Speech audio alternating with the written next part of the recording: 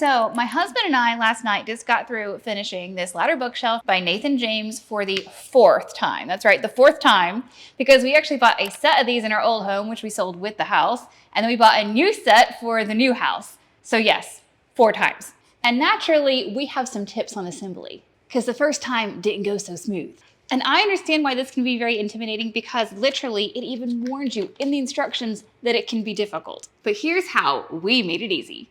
All right, so here's a really quick walkthrough of the steps with our personal tips added in. Step 1, lay down packaging carton or carpet as a working surface. Insert parts D and E into parts B and C. Secure bolts with an Allen wrench. Tip number 1, just use a drill if you've got it instead of the Allen wrench. It's gonna make this whole thing go so much easier.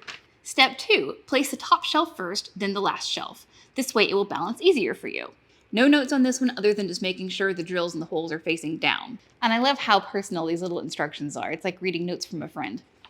We are all about individualism, but the next step requires 2 adults, so there's no shame in your game. Don't hurt yourself and ask for help.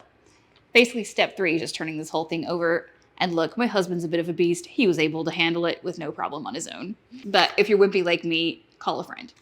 Step 4, and this is where it gets difficult, and this is where the instructions also say it gets difficult, but again, we've got tips. And a quote from the instructions. Okay, we will admit this is our least favorite step also. At one point, you may find the last step tricky, but it's worth the patience. / 20-second meltdown. Not intimidating at all.